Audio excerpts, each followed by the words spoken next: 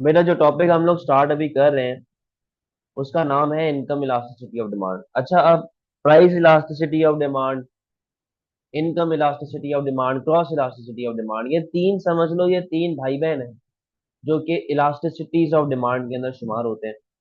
और वो कभी भी अक्सर अक्सर अकेले नहीं आते ना। 12 मार्क क्वेश्चन हमेशा साथ आएंगे कि यार मुझे पीईडी और वाईडी को कंपेयर करके बताओ, और वाईडी और एक्सडी को कंपेयर करके बताओ। मतलब वो इस तरीके से क्वेश्चन आपसे पूछेगा। हम लोग टॉपिक्स करेंगे, उसके बाद इंशाल्लाह इसके पास पेपर्स की तरफ भी जाएंगे। तो टॉपिक हमारा बेटा income elasticity of demand. Income elasticity of demand की डेफिनेशन को देखिएगा। Income elasticity of demand measures the responsiveness of percentage change in quantity demand over percentage change in income। जो आपके पास पीईडी की डेफिनेशन थी उसी को आपने यूज करते हुए वहां से पीईडी की डेफिनेशन से प्राइस को हटा के क्या लिख दिया, इनकम लिख दिया। यानी कि इनकम इलास्टिसिटी ऑफ डिमांड या इसका जो शॉर्ट फॉर्म होता है वाईडी होता है, जो आप लोग अपने आंसर में यूज नहीं करोगे। वाईडी क्या कहता है कि आपके पास इनकम में कितना चेंज आया, आपके पास इनकम में कितना चेंज आया, उसकी वजह से आपकी डिमांड में कितना चेंज आया। समझे बात को? तो ये होता है आपके पास वाईडी। अब बात को सुनो। जिस तरह पीईडी का एक फॉर्मूला होता था, सेम उसी तरह बेटा वाईडी का भी एक फॉर्मूला है। YD is equals to percentage change in quantity demand divided by percentage change in income. ठीक है। हम लोगों ने अगेन वही सेम टू सेम पीईडी वाला फॉर्मूला यूज किया, बट प्राइस की जगह पे क्या लिख दिया, इनकम लिख दिया। तो हम लोग ये मेजर करते हैं कि हमारे पास प्राइस में कितना चेंज सॉरी, हमारे पास इनकम में कितना चेंज आ रहा है, उसकी वजह से हमारी डिमांड में कितना चेंज आ रहा है। और जो इसका एक शॉर्ट फॉर्म मैं यूज कर रहा हूँ फर्दर अपने लेक्चर में, वो क्या है, percentage change in quantity demand divided by percentage change in income. But आप ये डेरिवेशन, आप ये फॉर्मूला यूज नहीं करोगे अपनी आंसर राइटिंग में। ये शॉर्ट फॉर्म है बेटा, आपने फुल फॉर्म में अपना आंसर लिखना होता है। अब यहाँ पे आइएगा बेटा। इस फॉर्मूले से इस फॉर्मूले से अपने पास पांच वैल्यूज आती है। सॉरी, वो पीईडी था, दिमाग काम नहीं कर रहा यार आज। इस फॉर्मूले से अपने पास तीन वैल्यूज आती है। अगर तो आपका वाईडी पॉजिटिव, तो बेटा वो क्या कहलाया जाएगा, वो कहलाया जाएगा नॉर्मल गुड। ठीक है। अगर तो आपका वाईडी नेगेटिव, ये कहलाया जाएगा इंफीरियर गुड। और बेटा अगर आपका वाईडी जीरो आता है, अगर आपका वाईडी आता है जीरो, ये कहलाया जाता है नेसेसिटी। ठीक है। तो अबव फॉर्मूला से अबव फॉर्मूला से आपके पास तीन तरह के साइंस आ सकते हैं। पॉजिटिव है तो नॉर्मल गुड, नेगेटिव है तो इंफीरियर गुड, जीरो है तो नेसेसिटी गुड। बेटा यहाँ तक किसी को कोई टेंशन? यहाँ तक किसी को कोई टेंशन?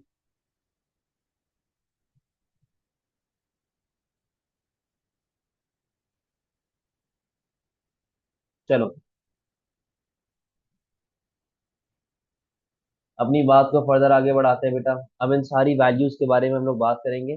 बेटा हम लोग बात करें सबसे पहले कि अगर आपका वाईडी पॉजिटिव आता है, अगर आपका वाईडी पॉजिटिव आता है, दैट इज नॉर्मल गुड।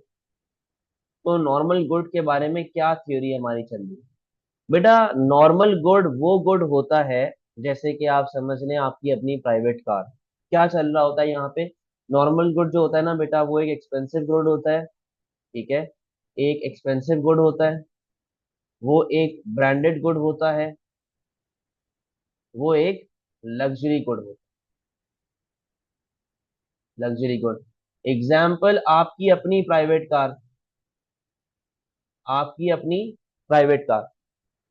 भाई आपकी अपनी प्राइवेट कार क्यों एक नॉर्मल गुड है? वो इसलिए एक नॉर्मल गुड है क्योंकि बेटा अगर आपकी इनकम लेवल बढ़ेगी तभी तो आप अपनी पर्सनल कार को अफोर्ड कर पाओगे ना। अगर आपकी इनकम लेवल बढ़ती है, अगर आपकी इनकम लेवल बढ़ती है बेटा, तभी तो अपनी पर्सनल कार को आप लोग अफोर्ड कर पाओगे। बेटा आपकी personal car is a normal good. ठीक है। अब बात सुनिएगा, जब आपकी इनकम बढ़ेगी आप उसकी मेंटेनेंस करवा पाओगे, आप उसमें फ्यूल भरवा पाओगे, आप उसके टायर वगैरह अच्छे करवा पाओगे, रिम अच्छे करवा पाओगे। तो बेटा इनकम लेवल बढ़ेगी तो डिमांड फॉर प्राइवेट कार भी आपकी बढ़ रही होगी। और जब इनकम लेवल आपकी कम होगी, क्या आप अपनी प्राइवेट कार के नखरे उठा पाएंगे? उसका फ्यूल भरवाना, उसकी जो है वो क्या कहते हैं ट्यूनिंग करवाना, उसको काम करवाना, आप कोई चीजें इतनी आसानी से अफोर्ड नहीं कर पाओगे, तो demand for normal good will fall. अब बेटा अब यहाँ पे देखो गौर से, एरोज आपके सेम डायरेक्शन में जा रहे हैं कि ऑपोजिट? बेटा ये सेम डायरेक्शन में जा रहे हैं कि अगर ये बढ़ेगा तो ये भी बढ़ेगा, अगर ये कम होगा तो ये भी कम होगा। तो बेटा एरोस क्यों के सेम डायरेक्शन में जा रहे हैं, इसका मतलब है कि इनकम में और डिमांड ऑफ नॉर्मल गुड में कैसा रिलेशनशिप है? पॉजिटिव। और जब भी बेटा दो कमोडिटीज में पॉजिटिव रिलेशनशिप आता है तो कर्व कैसा बनेगा? वाई एक्सिस पे आ गई है इनकम, एक्स एक्सिस पे आ गई है क्वांटिटी, आपका कर्व बेटा ऐसे अपवर्ड स्लोपिंग जा रहा होगा। आपका कर्व ऐसे अपवर्ड स्लोपिंग जा रहा होगा। अब यहाँ पे देखो जरा, आपके पास बेटा ये इनकम लेवल चल रही थी, आप इतनी क्वांटिटी उसके ऊपर कंजम्पशन लेके चल रहे हैं, और आप बैठे हुए हैं बेटा पॉइंट ए पे। आपकी इनकम लेवल बढ़ जाती है from Y to Y one, आपकी इनकम लेवल बढ़ जाती है from Y to Y one. इससे क्या होगा कि डिमांड फॉर नॉर्मल गुड भी क्या हो जाएगा बेटा? वो भी इंक्रीज हो जाएगा from Q to Q one.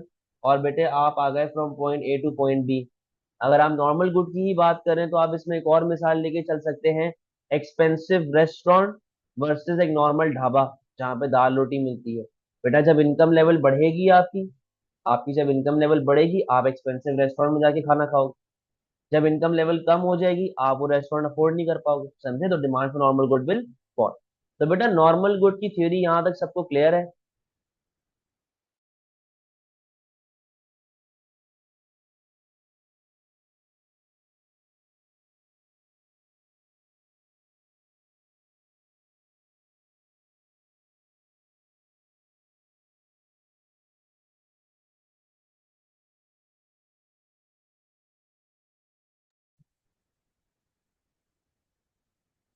चलो शाबाश। अब बेटा बात सुनो, नॉर्मल गुड जो होता है ना, वो फर्दर दो कैटेगरीज में डिवाइडेड होता है।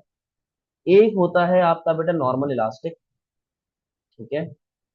एक आपका होता है नॉर्मल इलास्टिक, और बेटा एक आपका होता है normal in elastic.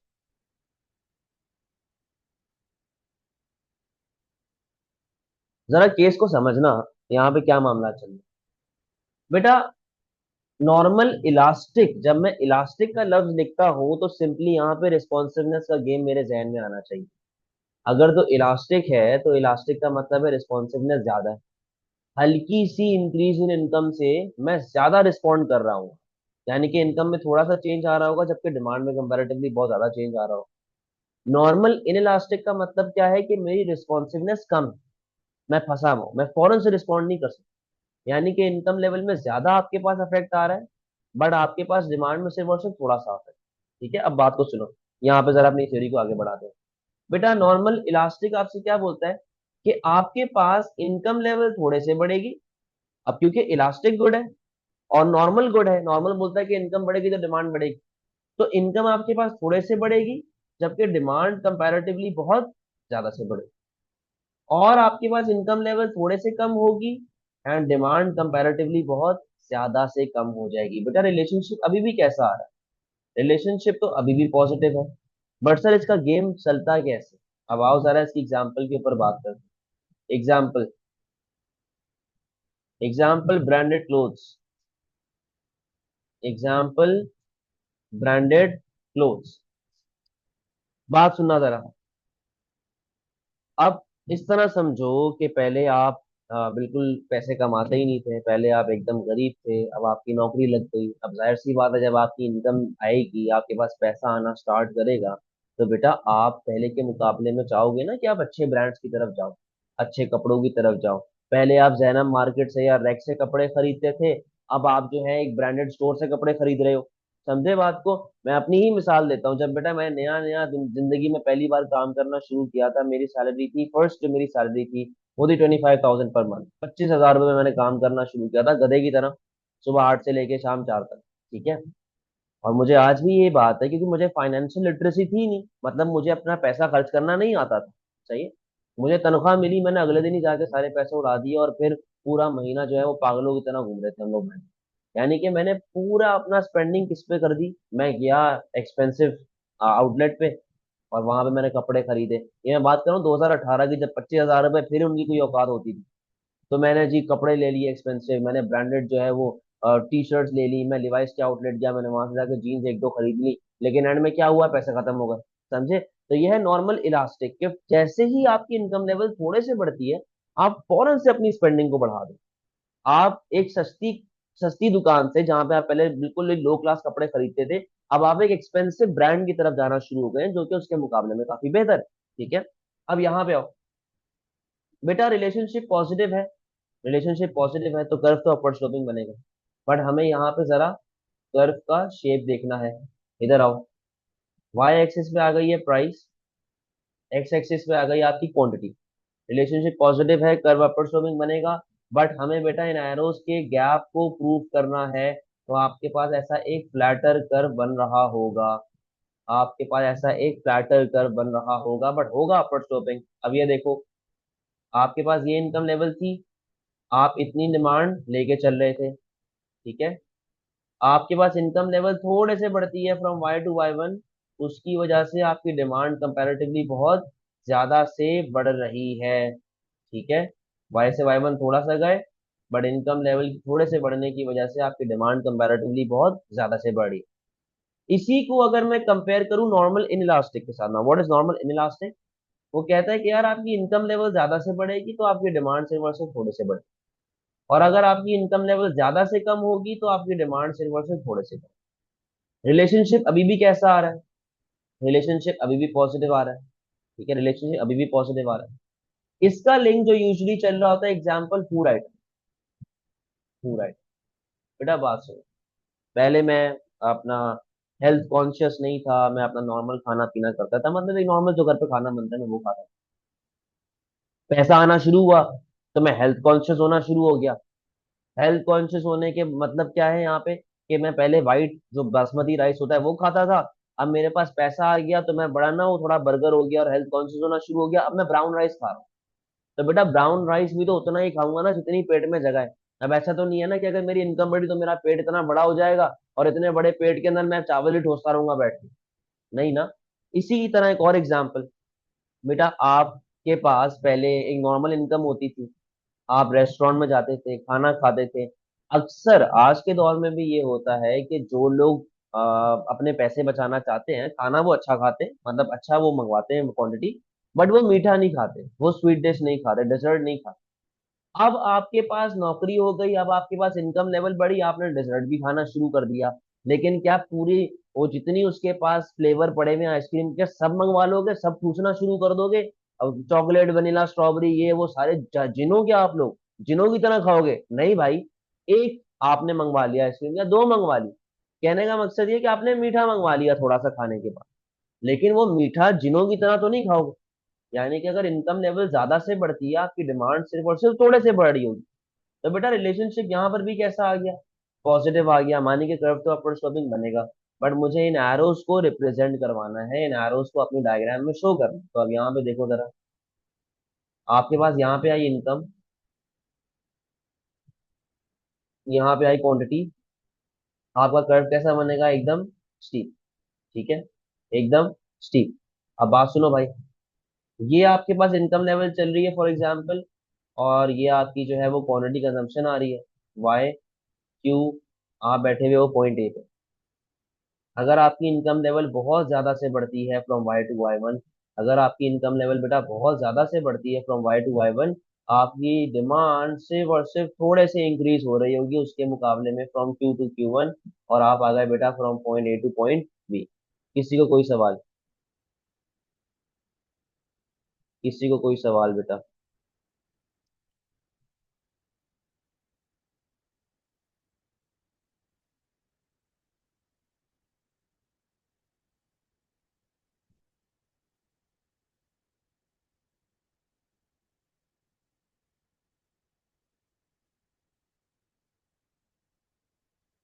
Bye health conscious you definitely mean that now it's your need. तो बेटा रोटी क्या हेल्थ कॉन्शियस होने से पहले नीड नहीं थी क्या? क्या मैं जब मैं हेल्थ कॉन्शियस नहीं था, क्या मैं चावल नहीं खाता था या मैं खाना नहीं खाता था, मैं सिर्फ एक थोड़े से हेल्दी प्रोडक्ट की तरफ जा, मैं ये कह रहा हूँ। उससे आपकी भूख तो नहीं बढ़ जाएगी ना, भूख तो आपकी उतनी ही रहेगी जितनी चल रही है। समझे? सर तो फिर इन इलास्टिक का तो मीन नेसेसिटी, आप सम बेटा, इन इलास्टिक सिर्फ रिस्पॉन्सिवनेस के लिए मैं बात कर रहा था कि आपकी रिस्पॉन्सिवनेस इन इलास्टिक वाली चल रही है, कि एक चीज के प्राइस में, जैसे हम लोग पढ़ते थे कि प्राइस में ज्यादा चेंज है, डिमांड में कम चेंज है, सेम मैं यहाँ पे इन इलास्टिक को लिंक कर रहा हूँ रिस्पॉन्सिवनेस के पॉइंट ऑफ व्यू से। आपने लेट ज्वाइन की थी क्लास नारायण? हम लोग यहाँ पे जो इलास्टिक और इन इलास्टिक की बात कर रहे हैं, वो हम लोग रिस्पॉन्सिवनेस के हिसाब से बात कर रहे हैं। मैं वो तो कॉन्सेप्ट लेके ही नहीं चल रहा ना, वो तो कॉन्सेप्ट ही बेटा पीईडी वाला। सही। चलो आगे आओ, बात करते हैं बेटा कॉम्प्लीमेंट्री गुड्स।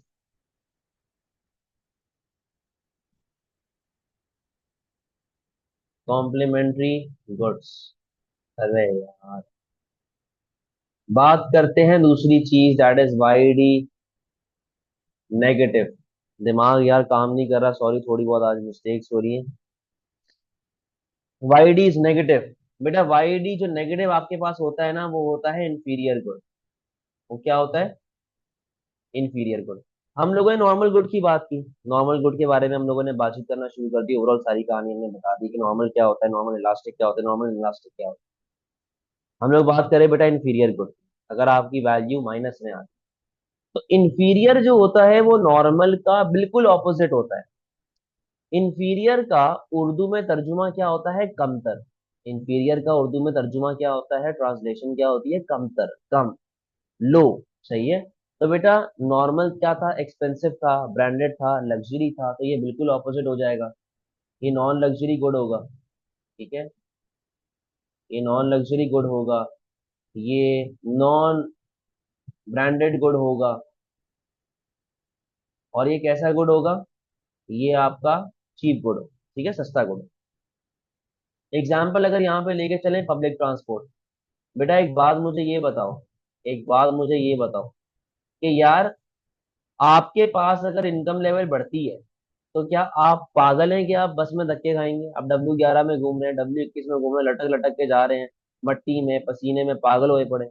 बेटा अगर आपकी इनकम लेवल बढ़ेगी तो क्या आप क्यों बस में धक्के खाओगे? तो your demand for inferior good will fall. ठीक है, your demand for inferior good will fall.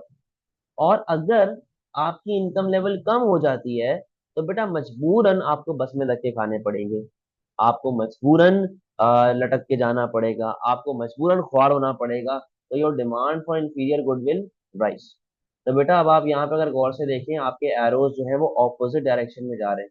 और जब भी आपके एरोज ऑपोजिट डायरेक्शन में जाते हैं, इसका मतलब है कि दो कमोडिटीज में कैसा रिलेशनशिप आ रहा है? नेगेटिव रिलेशनशिप आ रहा है। अब यहाँ पे अगर मैं डायग्राम बना दूं, अगर मैं यहाँ पे डायग्राम बना दूं, तो बेटा देखो जरा, इधर आ गई आपकी इनकम, इधर आ गई आपके पास क्वांटिटी, और आपके पास बेटा कर्व कैसे बनेगा? वो बनेगा ऐसे डाउनवर्ड। ठीक है, अब ये देखो जरा कि भाई, पहले आपके पास ये इनकम लेवल चल रही है, आप इतनी क्वांटिटी कंज्यूम कर रहे हैं, ठीक है, आप पॉइंट ए पे बैठे हुए हो। अगर आपकी इनकम लेवल फॉल हो जाती है फ्रॉम Y to Y1, तो बेटा उसकी वजह से क्या होगा? आपकी डिमांड जो है वो बढ़ जाएगी फॉर इंफीरियर गुड। ठीक है, इनकम वाई से Y1 आ गई, क्वांटिटी क्यू से Q1 आ गई, और आप आ गए बेटा पॉइंट ए से पॉइंट बी के। और इसी तरह अगर इनकम बढ़ेगी तो आपकी डिमांड कम होगी।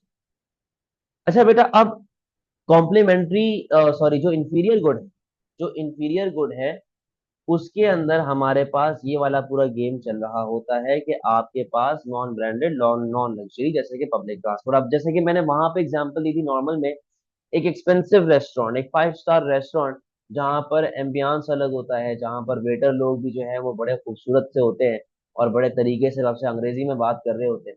यहाँ पर आप बात करते हो एक लो क्वालिटी रेस्टोरेंट की, एक थर्ड क्लास रेस्टोरेंट की, जहाँ पर गंदे बर्तन होते हैं, जहाँ पर आपके पास ही वो एक ही वो गंदे गिलास पड़े हुए होते हैं। तो आपके पास जब इनकम लेवल बढ़ेगी, तो आप क्यों ऐसी जगह पे खाना खाने जाएंगे भाई? आप थोड़ी जाएंगे, आपका फिर जमीर ही इजाजत नहीं देगा। बट अगर आपके पास इनकम लेवल नहीं है, आपके पास पैसे नहीं है, तो मजबूरन आपको ऐसी जगह पे जाके खाना खाना पड़ेगा। मेरा कोई मसले वाली बात।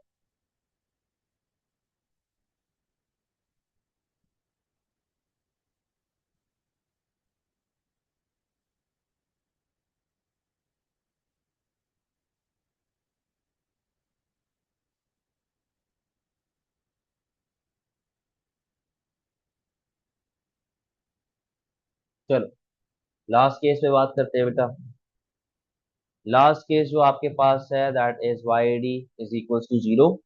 ठीक है, जो तीसरा केस आपके पास है वो है Y D is equals to zero, और ये कहलाया जाता है एक नेसेसिटी गुड।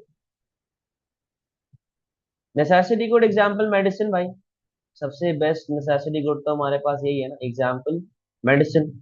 अब मेडिसिन क्या बोलता है भाई, भले तुम्हारी इनकम लेवल बढ़े या भले तुम्हारी इनकम लेवल कम हो जाए, तुम अमीर हो जाओ तुम गरीब हो जाओ, अगर नेसेसिटी है मेडिसिन है तो वो चाहिए। तो यहाँ पर आपके पास क्वांटिटी कैसी रहती है, फिक्स्ड। ठीक है, क्वांटिटी आपके पास फिक्स्ड है।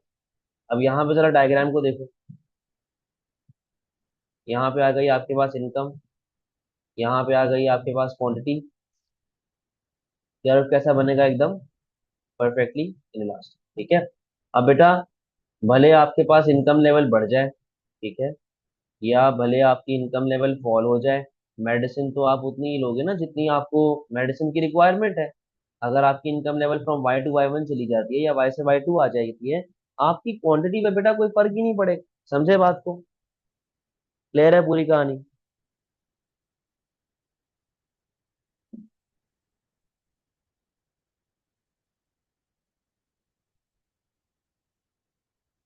चलो वेरी गुड, अब बात सुनो बेटा। 8 मार्क का एक क्वेश्चन आता है वैसे तो अब इस तरह के क्वेश्चन नहीं आते, बट मैं एक जनरल टर्म्स में बात कर रहा हूँ कि 8 मार्क का एक क्वेश्चन आता है। Explain using the concept of income elasticity of demand the difference between normal good and inferior good. एक इस तरह का क्वेश्चन, क्या क्वेश्चन है, explain using the concept of income elasticity of demand difference between normal good and inferior good. अब देखो इसकी marking scheme एक जनरल मार्किंग स्कीम मैं आपको बता रहा हूँ। उसने आपसे नॉर्मल भी पूछा हुआ है, उसने आपसे इंफीरियर भी पूछा हुआ है। तो आप सिंपली बेटा डेफिनेशन से स्टार्ट करोगे, आप यहाँ से इसका फॉर्मूला बताओगे। आपने बताया कि इससे अपने पास तीन वैल्यूज आएंगी, पॉजिटिव नेगेटिव और जीरो। ठीक है, ये तीन बातें तो आपके पास बेटा इंट्रोडक्शन की आ गई। मैं आपको एक बात यहाँ पे बता दूं, एग्जामिनर इतना कमीना है, इतना कमीना इंसान है, अगर उसको आपका इंट्रो पसंद नहीं आया ना वो आपका आंसर ही नहीं पड़ेगा, वो 0 मार्क दे देगा। जब मैं बार बार एक चीज को बोलता हूँ ना कि नॉलेज से स्टार्ट किया करो, डिफाइन करके स्टार्ट किया करो, केस के जो जड़ है उस जड़ को पकड़ा करो, जड़ को पकड़ने के बाद अपना आंसर स्टार्ट किया करो। वो आगे से बकवास करता है कि मैं पूरा आंसर पढ़ता हूँ, वो पूरा आंसर नहीं पढ़ता। अगर तुम लोगों का नॉलेज खराब है, तुम लोगों ने डेफिनेशन में ही भंड मार दिया, वो तुम्हारे आंसर में आगे जाएगा ही नहीं। ये बात याद रखो। आपने यहाँ पे नॉलेज दी, फॉर्मूला बताया, वैल्यूज बताई, बोला था difference between normal good and inferior good, आपने नॉर्मल बताया, प्रॉपर तरीके से रिलेशनशिप एक्सप्लेन किया, डायग्राम बनाई, डायग्राम को एक्सप्लेन किया। बेटा नॉर्मल आप पार्ट ए में सिर्फ इतना ही बताओगे, ये वाला पोर्शन नॉर्मल में नहीं बताएंगे, ये वाला पोर्शन नॉर्मल में नहीं बताएंगे, क्योंकि उसने आपसे दो बातें पूछी हुई है, difference between normal good and inferior good. तो ये वाली चीज आप नहीं बताओगे, ये आप बचा के रखेंगे पार्ट बी के लिए। फिर आप डायरेक्टली जाएंगे इंफीरियर गुड पे, इंफीरियर गुड आपने एक्सप्लेन किया और आपकी कहानी यहाँ पे खत्म हुई। बट अगर वो आपसे बोलता है explain using the concept of income elasticity of demand the concept of normal good, ठीक है, उसने बोला कि मुझे सिर्फ और सिर्फ नॉर्मल गुड बता दो, मुझे इंफीरियर या नेसेसिटी के बारे में नहीं जानना। तो बेटा जब वो ऐसी बात करे ना, तो अगेन वही वाली बात है, आपने नॉलेज दी, आपने फॉर्मूला बताया, आपने वैल्यूज बताई, आपने नॉर्मल बताया, आपने नॉर्मल की डायग्राम बताई, नॉर्मल इलास्टिक बताया उसकी डायग्राम बताई, नॉर्मल इन इलास्टिक बताया उसकी डायग्राम बताई। मैं इस मरतबा पूरा केस क्यों बता रहा हूँ, मैं इस मरतबा पूरा केस इसलिए बता रहा हूँ क्योंकि उसने आपसे बोला हुआ है कि मुझे सिर्फ और सिर्फ नॉर्मल के बारे में बताओ, मुझे इंफीरियर और नेसेसरी के बारे में नहीं जानना। समझ में आती है बात बेटा। तो क्वेश्चन को जरा तरीके से पढ़ के उसके बाद अपना आंसर कंस्ट्रक्ट किया कर, कोई मसले वाली बात।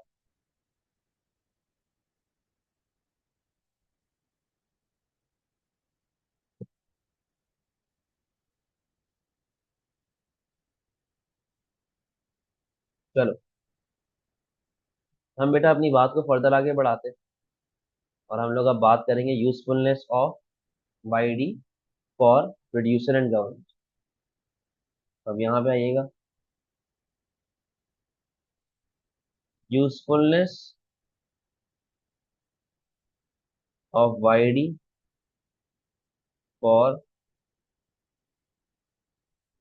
प्रोड्यूसर। पहले तो इसके बारे में बात, बेटा एक प्रोड्यूसर के लिए वाईडी कैसे यूजफुल हो सकता देखो आप लोगों ने एक टर्म पढ़ी होगी अपने ओ लेवल में और अपने एएस के अंदर भी, बिजनेस स्टडीज में खास तौर पे, उसका नाम है इकोनॉमिक लाइफ साइकिल, या इसको बिजनेस लाइफ साइकिल भी कहते हैं, इसको प्रोडक्ट लाइफ साइकिल भी कहते हैं। मतलब हर चीज को डिफरेंटली रिप्रेजेंट कर रहा होता है, बट केस डायग्राम जो है वो सबकी सेम होती है, डायग्राम एक ही जैसी बन रही होती है। यहाँ पर मैं लिखता हूँ डॉलर, यहाँ पे मैं लिखता हूँ टाइम पीरियड। ठीक है। और बेटा इकोनॉमिक लाइफ साइकिल कैसे चलती है ऐसे, ठीक है ना, यूं ही चल रही होती है। बेटा किस तरह मामला चलते हैं, यहाँ पे आया आपके पास ग्रोथ, यहाँ पे आया आपके पास बूम, यहाँ पे आया आपके पास रिसेशन, ठीक है, और यहाँ पे आया आपके पास स्लम। अच्छा बात सुनो, इकोनॉमिक्स में बेटा हमारे काम की सिर्फ ये दो बातें, बूम और रिसेशन। अब दोनों का जरा डिफरेंस देख लेते हैं, what is boom, what is recession. बेटा यहाँ पे आओ, बूम वर्सेस रिसेशन। बेटा बूम एक ऐसा टाइम, क्या माइक अपना बंद करें, इसका माइक खुला हुआ है। बूम एक ऐसा टाइम पीरियड होता है जहां पर आपके पास लोगों में, हमारे पास अनएम्प्लॉयमेंट लेवल काफी कम होती है, ठीक है, अनएम्प्लॉयमेंट लेवल, बेरोजगारी कम होती है। जब बेटा बेरोजगारी कम होगी तो लॉजिकल सी बात है, लोगों के पास इनकम लेवल भी ज्यादा होगी, लोगों का स्पेंडिंग पावर भी ज्यादा होगी, ठीक है, लोगों की स्पेंडिंग पावर भी क्या होनी चाहिए, ज्यादा होनी चाहिए।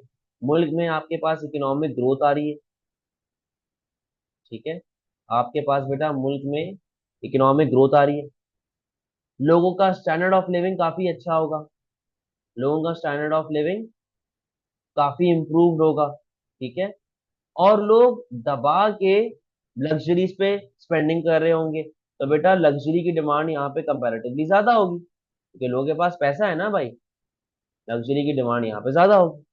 अगर इसी को मैं कन्वर्ट कर दूं बेटा अपने इंफीरियर के ऊपर, अगर इसी को मैं कन्वर्ट कर दूं अपने इंफीरियर के ऊपर, तो ये देखना जरा, इंफीरियर और सॉरी, इसको मैं कन्वर्ट कर दूं अपने रिसेशन के ऊपर।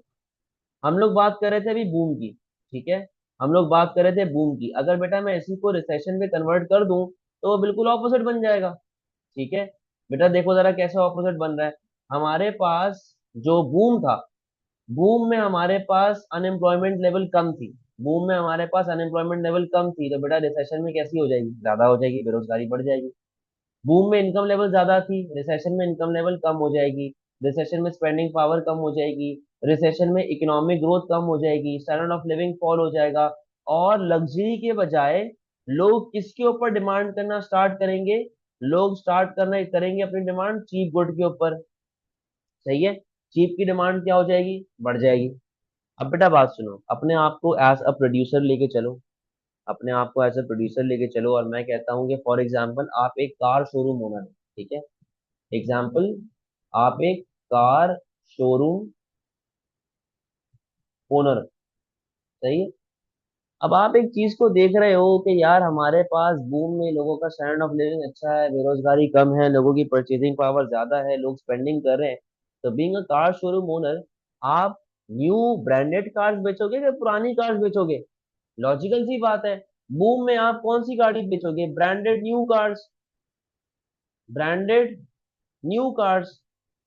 क्यों, क्योंकि आपको पता है कि लोगों के पास इतनी ताकत है कि वो स्पेंड कर सकते हैं। तो बेटा बूम के अंदर बीइंग अ कार प्रोड्यूसर या बीइंग अ जनरल प्रोड्यूसर, आपका फोकस किस पे होना चाहिए, आपका फोकस होना चाहिए नॉर्मल गुड के ऊपर, आप नॉर्मल गुड बेचो। But if you talk about recession, recession में आपको पता है लोगों की स्पेंडिंग पावर कम है, लोगों के पास परचेजिंग पावर कम है, तो आप कौन सी गाड़ी बेचोगे, सेकेंड हैंड कार। और सेकेंड हैंड कार कौन सी होती है, वो होती है बेटा इंफीरियर गुड। समझ में आती है बात, आपको पता है कि वो लो क्वालिटी गुड है, लोग जो है वो सस्ते गुड की तरफ जा रहे होंगे, कोई मसले वाली बात है बेटा। बूम में a producer will sell a normal good, whereas in recession a producer will sell inferior good.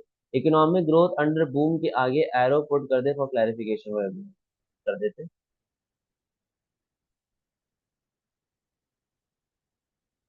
आगे। वेरी गुड, और कोई मसला, सारी बातें क्लियर है।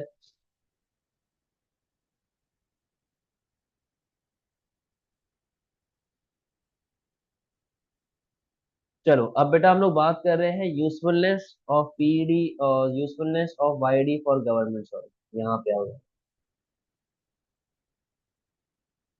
Usefulness of YD for government.